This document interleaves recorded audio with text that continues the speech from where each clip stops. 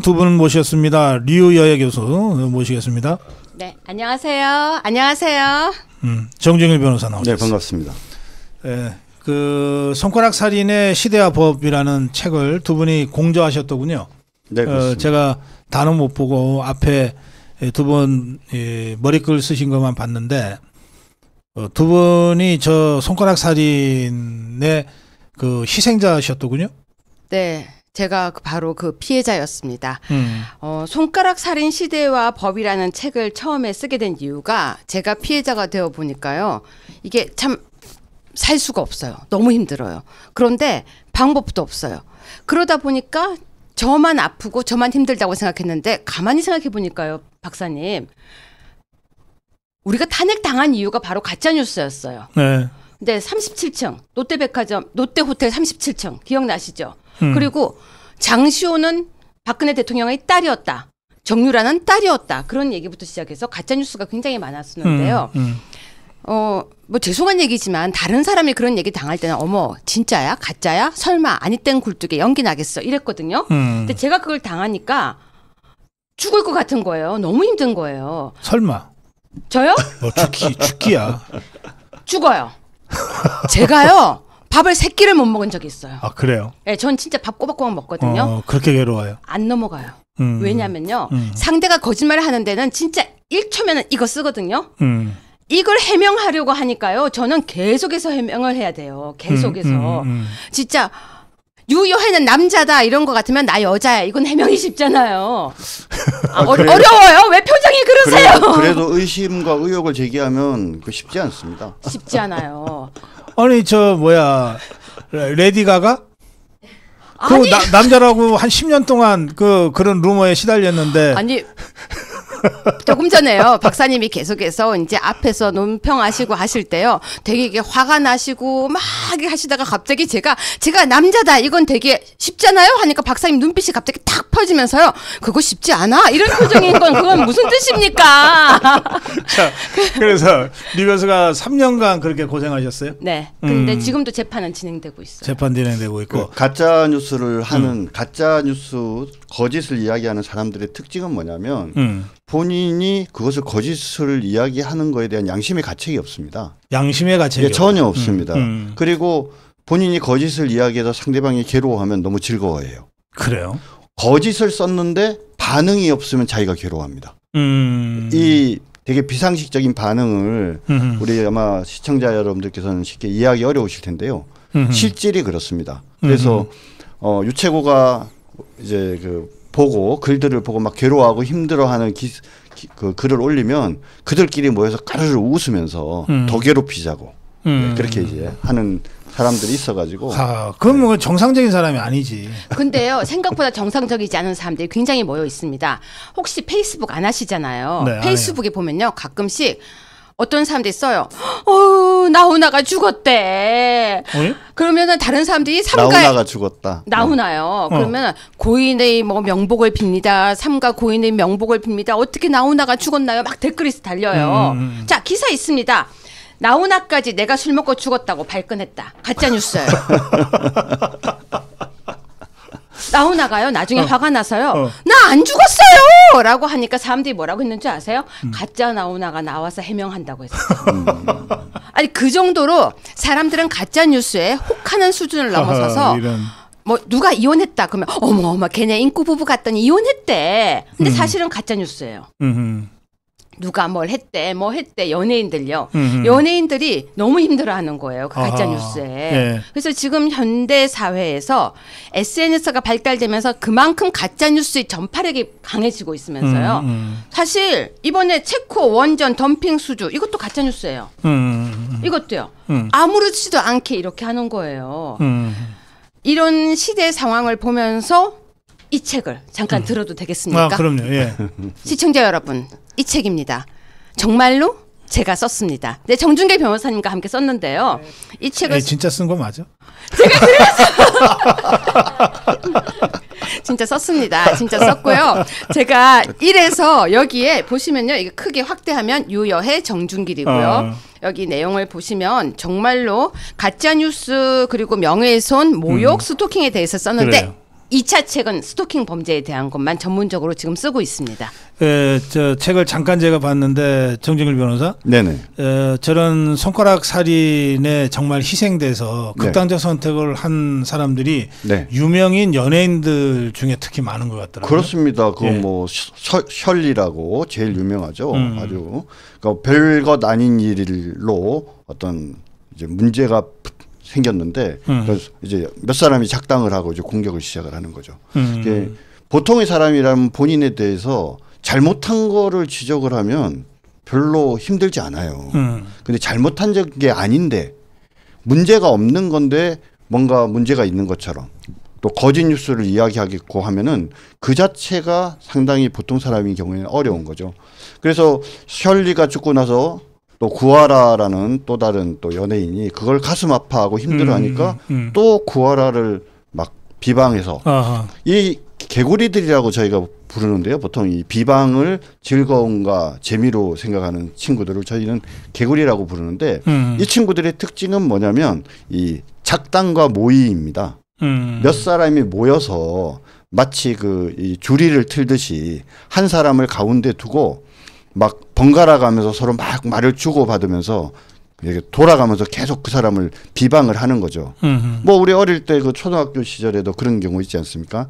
학생들끼리 그 누굴 몇 명이서 작당을 해서 왕따 시키듯이 그런 어떤 아주 낮은 수준의 어떤 사회 의식과 생각을 가진 사람들이 이 페이스북이나 같은 이런 SNS에서도 이렇게 모여가지고 하면서 같이 키덕거리고 즐거워하면서 남이 괴롭워하고 힘들어하는 거를 매우 좋아합니다. 자, 그러면 저게 범죄 행위인 거죠?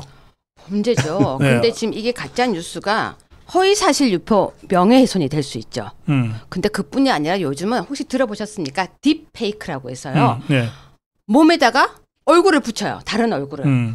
그래서 정말로 이상한 영상을 만드는 거예요. 근데 이게 연예인들이 이 딥페이크에 많이 지금 당하고 있습니다. 본인이 아닌데 정말 누드에 얼굴을 바꿔놓는다든지 아니면 정말 이상한 범죄자의 모습에 얼굴을 바꿔놓는다든지 그것도 역시 가짜 뉴스죠. 왜냐하면 있지 않은 것을 만드니까요.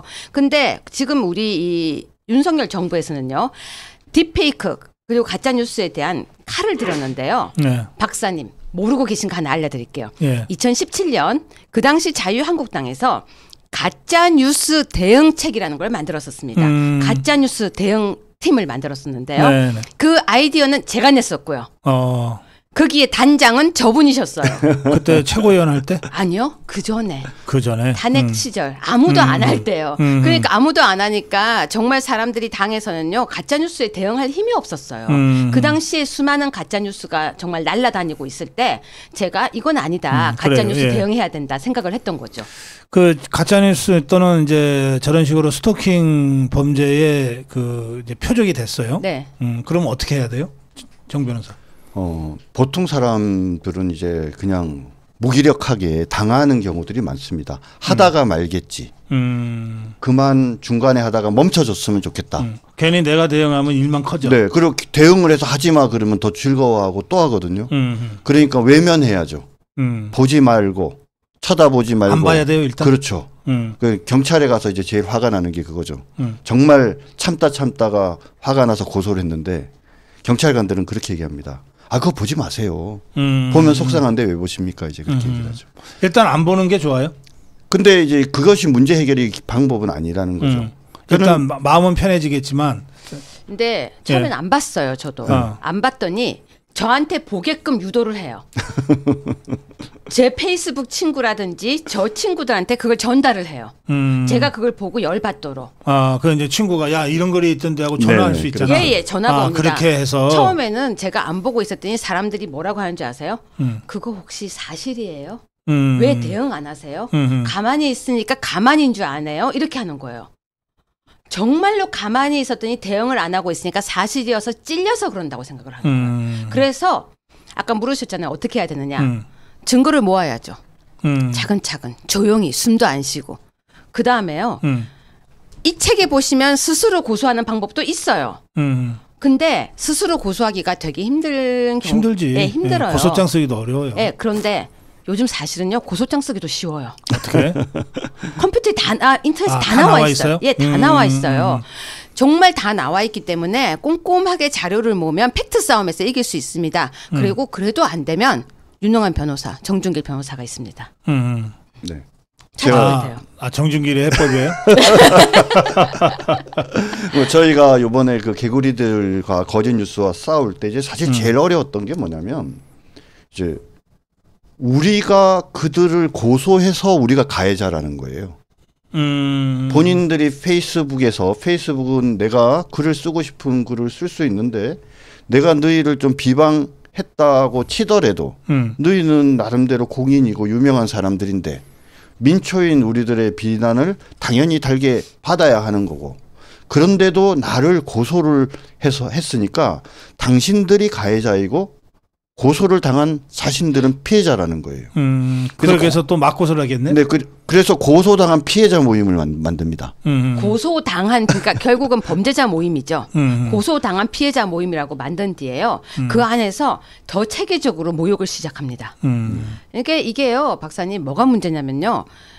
대한민국을 탄핵시켰던 것도 이런 문제에서 시작됐지만 지금도 가짜 뉴스는 끊임없이 생성되고 있다는 거예요. 알겠습니다.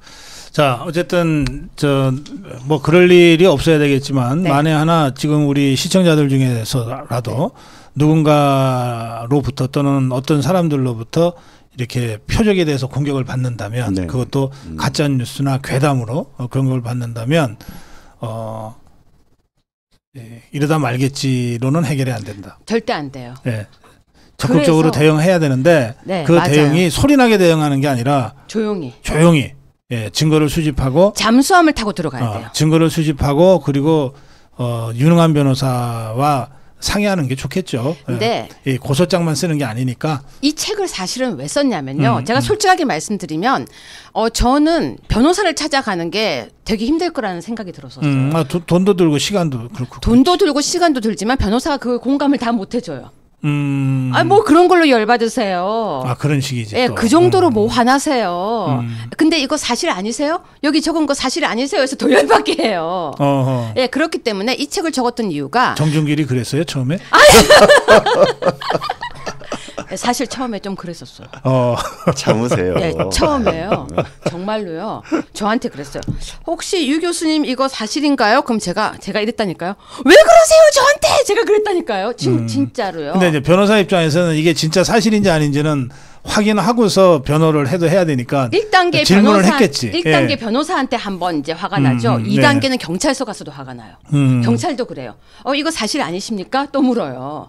그래서 고소 피해자도 되게 마음이 아픈데 그래서 이 책에 제가 썼던 것은 누구나 피해자가 되고 누구나 또 자기가 가해자가 될 수도 있어요. 말씀하시니까 제가 재미난 사례가 생각나는데 유채고 어머니께서 하여튼 재혼을 하신 적이 없어요. 그런데 어떤 사람이 유채고의 어머니께서 재혼의 삼혼의 막 이런 허위 사실을 유포를 한 겁니다. 그래갖고 이제 유채고를 공격하려고. 네네네. 그러니까 절대 엄마는 결혼을 2번 한 적이 없는데 그렇게 공격을 하는 거예요. 그래서 이제 고소를 해서 가서 조사를 받으면서 이제 비분 관계에서 우리 어머니가 그런 적이 없는데라고 이제 했더니 그 경찰관이 그러면 재혼을 하지 않았다는 것을 입증할 증거를 가지고 오라는 거예요.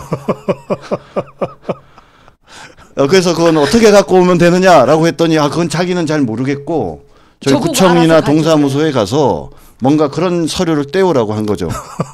그래서 이제 그러니까 완전 결국은 증명서를 뗐어요. 뗐어요? 예, 결국은 그런 증명서가 있어요? 결혼 증명서라는 게 있대요. 예, 상세 증명서라는 게 있어가지고 그거를 떼면. 근데 너무 화가 나는 거예요. 내가 이런 걸까지 떼가서 그럼요. 입증을 해야 되나? 아픈 엄마의 그 입증을 내가 해야 된다는 것도 화가 나고요. 그 사람은 흔하게 그냥 아무렇지도 않게 툭 던졌는데 저는 그걸 증거를 대고 증명을 하기 위해서 서류를 떼러 갔는데 또 서류를 뗄 때 동사무소 그러니까 주민센터에서는 저한테 이거 왜 떼세요? 왜 필요하세요? 막 이러니까 그래서 이걸 입증하는 게 너무 힘들어요. 그러니까 아까도 지적을 했지만 걔는 그 상대방은 개구리라고 하는 가해자들은 한 5초도 안 걸립니다. 그 그런 가짜 올리는데 5초 올리는데 그런데 그거를 증거로 이제 확보해 가지고 고소장을 쓰고 제출하는데도 아무리 뭐 능수능란한 변호사라 할지라도 최소한 1~2시간 걸리고요. 알겠어요. 네. 자, 그러니까 이런 상태에서 이제 이 누구나 이런 피해자가 될 수도 있으니까. 그럼요. 그리고 이제 어떻게 대응해야 되냐? 저는 사실 그 말씀을 더 듣고 싶은데. 네. 아니 진짜로요, 박사님. 예. 여기 너무 잘 적었어요. 제가 왜 그 얘기를 했냐면요. 어떻게 대응을 해야 하냐면 자료를 모으는 방법. 그러니까 그 책에 있는 거 고소장을 어떻게 쓰면 내용을 간단하게 좀 요약해요. 이렇게 정말 썼다니까요. 고소를 해야 한다면. 제가 너무 화가 나서 분통이 터져가지고요. 내가 정말 사람들을 구해야겠다. 억울한 사람들이 어떻게 변호사를 다 찾아가느냐. 대한민국의 변호사가 얼마나 문턱이 높은데요. 돈도 비싸고요. 그래서 이 책을 쓰고 사실은 후회를 했어요. 사람들이 이렇게 연락이 왔어요. 어머, 변호사가 필요 없네요. 제가 이걸 보고 대응했습니다. 그래서 정 변호사님한테 제가 피해를 좀 끼쳤어요. 자, 일단 만약에 내가 고소를 해야 한다면 무조건 증거를 모아야 합니다. 그런데 사람들은 증거를 모으기 전에 눈에는 눈, 이에는 이, 바로 맞대응을 하거든요. 글 쓰면 나 그거 아니야 이러고 댓글을 달기 시작합니다. 여러분 댓글 다는 순간 낚이신 겁니다. 댓글을 다는 순간 상대는 함정을 파놓고 들어오기를 기다리고 있는 거예요. 댓글 쓰다가 욱하면 어떻게 될까요? 욕하죠. 그럼 바로 자신에게 허위 사실을 유포했던 가짜뉴스 유포자가 억울한 피해자인 그 사람을 고소합니다. 모욕죄로. 네, 근데 화가 나서 댓글을 막 쓰다가 모욕죄로 고소되는 순간 더 화가 나서 또 씁니다. 그렇지. 네, 그러면 이제 한 대 맞고 2대 맞고 갑자기 경찰서 가서 2번 정도 조사를 받다 보면요. 분노가 쌓여요. 또 써요. 그래서 분명히 본인이 피해자였거든요. 근데 그쯤 되면 사실 정상적인 생활이 잘 안 되지. 그렇죠. 진짜 피폐해지지. 네. 밥을 못 먹는 걸 떠나서요. 누가 자기에게 쓰는 거 아닌가 계속 들어가서 보게 되고요. 그러다가 사람이 이상해지는 거예요. 그러니까 절대 댓글로 대응하지 마시고 일단 증거를 하나하나 수집하고 직접 고소장을 작성하시기가 어려우면 변호사 조력을 받아서 일단 고소를 해놓으면 그때부터는 이제 법적 대응으로 가는 거니까. 요즘은요. 스토킹 처벌법이 생기고 너무 쉬워졌어요. 여러 번 그렇게 모욕을 해도 스토킹에 해당이 돼요. 그러면요. 또 그 처분하는 방법이 생겼죠. 그렇죠. 잠정 조치나 이런 긴급 조치 같은 거 경찰서에서요. 그런 걸 못 쓰게 또 조치를 해줘요. 그래서 옛날보다 많이 구제 방법이 있으니까 힘들다고 억울하다고 자기가 이렇게 나쁜 선택을 하거나 하면 안 되고요. 맞대응을 해도 안 되고 반드시 조용히 일단 증거를 모아야 됩니다. 알겠습니다. 네. 자, 사실 우리 리어의 최고가 아주 강단이 있고 아주 그 강한 분이니까 이제 이런 것들을 다 견뎌내면서 극복하고 이겨내고 이제 개구리들을 지금 퇴치하고 있는데 사실은요. 2017년도에 제가 제명 당할 시절에 누구라고는 표현 안 할게요. 모 H 빠들이 거의 모여 들어가지고요. 저를 집단 공격을 했었어요. 홍준표 빠?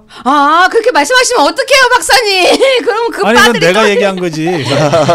내가 얘기한 거야. 사실은 집단 공격을 엄청 당했었습니다. 알겠습니다. 그때서부터요. 그때부터 시작됐었죠. 그때 우리 류혜 교수의 어려운 처지를 이제 법률가로서 정중길 변호사가 적극적으로 같이 대응을 해서 이 개구리들을 일망타진하고 있는 중이다. 네, 그러다가 아직 재판 중이니까. 그러다가 이분도 엄청나게 또 모욕을 당하기 시작한 거예요.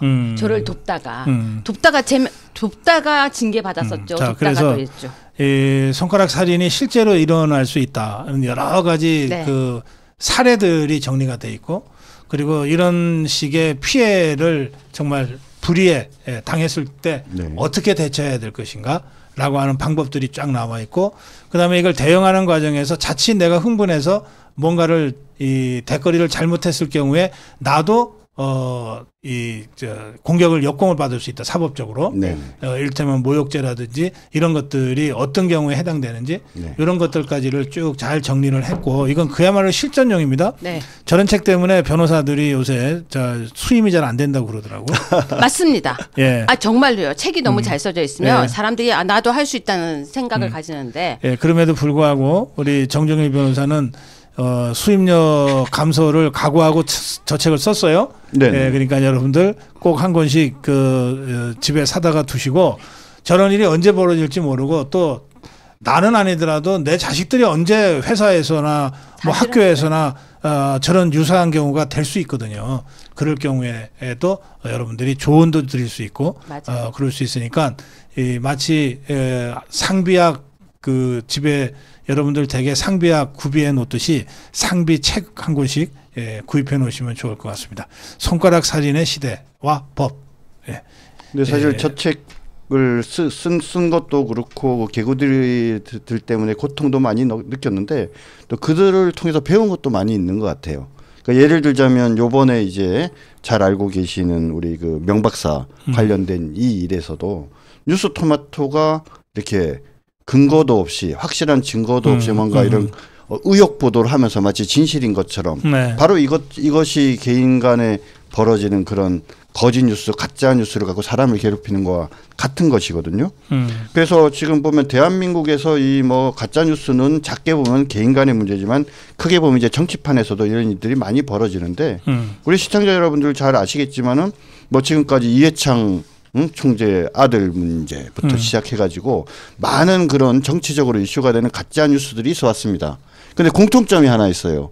우리 박사님 잘 아시겠지만 좌파가 우파를 향해서 공격하는 가짜 뉴스였죠.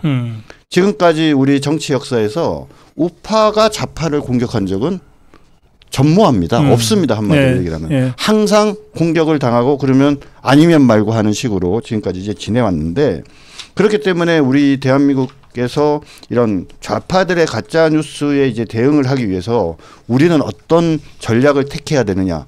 두 가지 방법이 있다고 생각을 합니다. 첫 번째는 우리도 가짜 뉴스를 퍼뜨리는 거죠.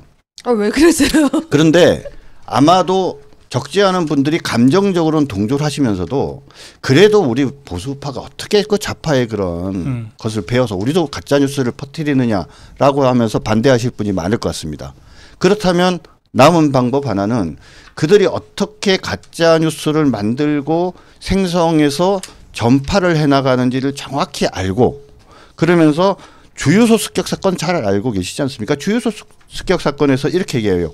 딱 한 사람을 딱 붙잡고 끝까지 응징하면은 문제가 해결된다는 얘기가 나오지 않습니까? 그래서 패라고. 그렇죠.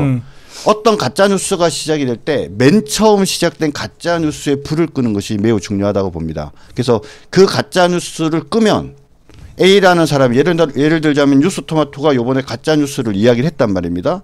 근데 가짜 뉴스를 뉴스토마토가 처음에는 뭐 이 그 텔레그램 메시지에 뭐 이런저런 내용이 있고 뭐 관여한 의혹이 관여했음을 입증할 수 있는 그런 내용들이 있다라고 얘기를 했다가 그다음에 갑자기 2022년도 보궐선거 이슈로 이런 식으로 계속 넘나드는데 그러한 문제를 해결하려면 이제 첫 번째 문제를 정확하게 알겠어요. 그 제가 어제 전해드린 뉴스인데 지금 이제 뉴스토마토 측에서 무슨 텔레그램 메시지가 있다 그러면서 지금 김건희 여사가 올해 4월에 있었던 총선 공천에 개입했다고 이제 가짜 뉴스를 퍼뜨리기 시작한 건데 그 부분 관련해서 저 명태균 씨 법률 대리인 자격으로 그러니까 명태균 씨가 그렇게 요구한 거죠.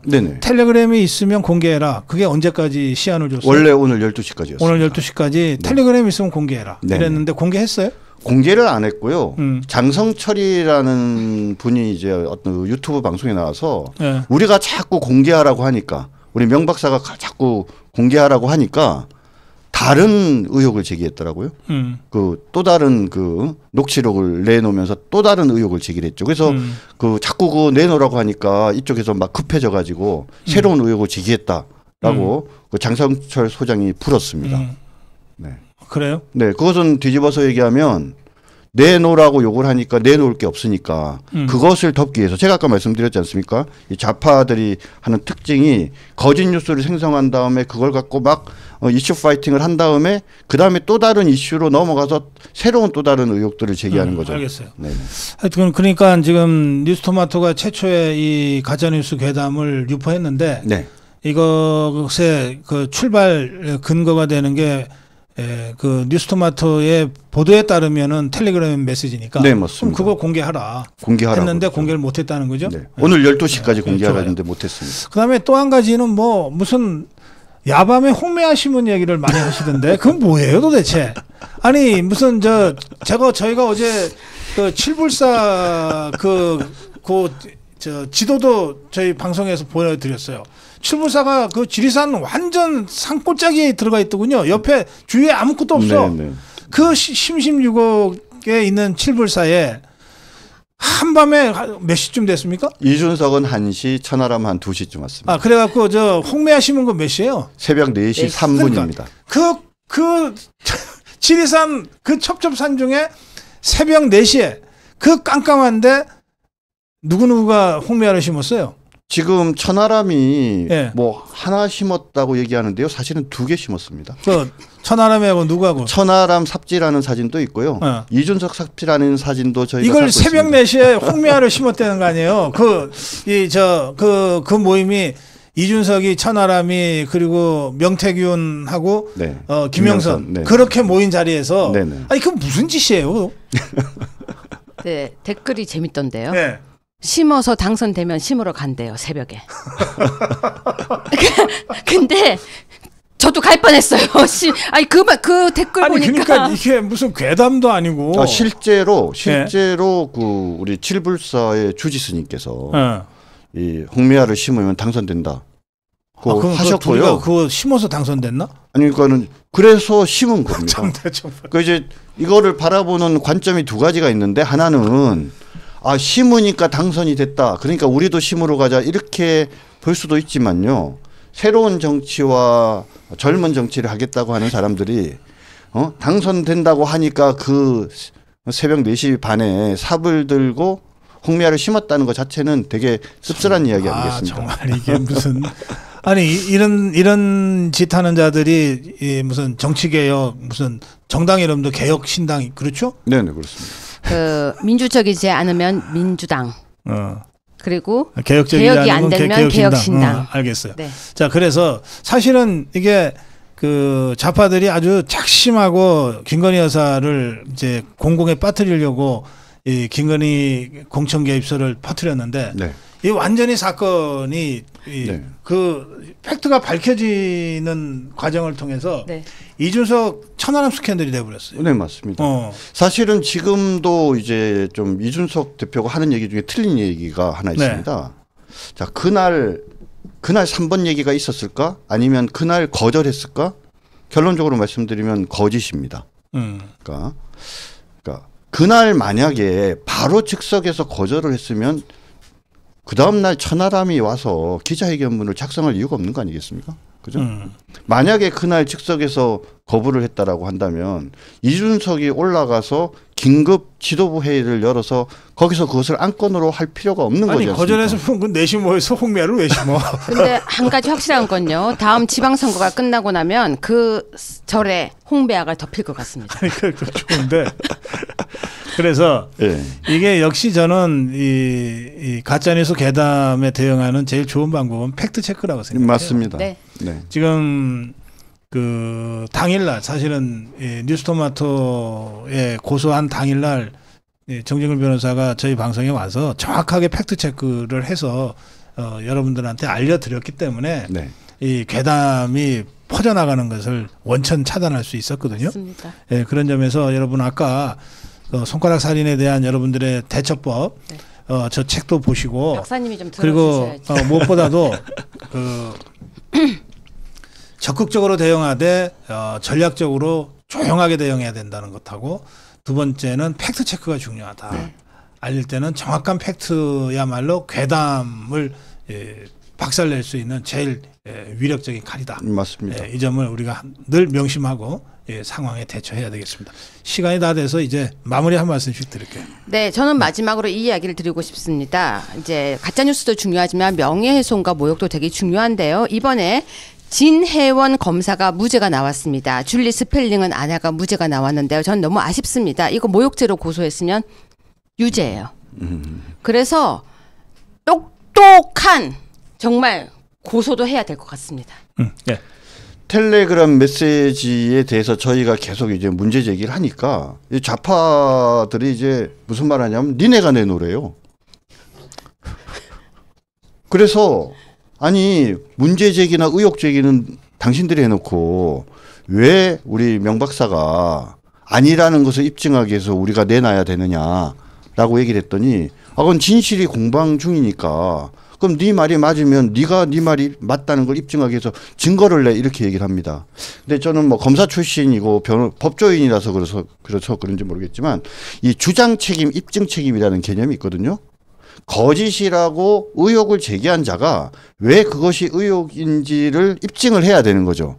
그런데 이 좌파들의 또 특징이 뭐냐면 문제 제기를 해놓고 그럴듯하게 문제 제기를 해놓고 네가 아니라는 거를 입증하라고 합니다. 아까 유채고 어머니 말씀도 드렸지만 재혼이 아니라는 거를 입증하라라고 하니까 그 자체가 이 억울하게 피해를 당한 사람이 이게 피가 거꾸로 돌지 않습니까? 그래서 저희가 그런 좌파들 향해서 이렇게 결론을 얘기를 했습니다. 우리가 못 내놔서 안 내놓는 것이 아니다. 그런데 만약에 우리가 A를 내놓으면 니네 또 그게 조작됐다, 의혹됐다 또 온갖 얘기할 거 아니냐. 적어도 너희들이 이 허위를 주장한 근거가 되는 자료를 내놔야 그게 그때의 텔레그램이 맞는지 안 맞는지부터 너희가 주장하는 그런 김해로 가라고 하는 내용이나 기타 지원하는 내용들이 있는지 부분에 대해서 우리가 확인을 할 수 있기 때문에 우리가 먼저 내놓을 수는 없다. 이렇게 해서 지금 기다리고 있습니다. 그렇죠. 의혹을 제기하는 쪽에서 증거를 먼저 내놔야지. 네. 그래야 그 증거가 맞는지 틀리는지를 팩트 체크를 하게 들어가는 거지. 예, 맞습니다. 예. 아무것도 안 내놓고 팩트 체크부터 해달라고 그러는 거예요. 자, 오늘 두 분과 함께했습니다. 특별대담 류여애 교수 그리고 정준길 변호사였습니다. 고맙습니다. 네.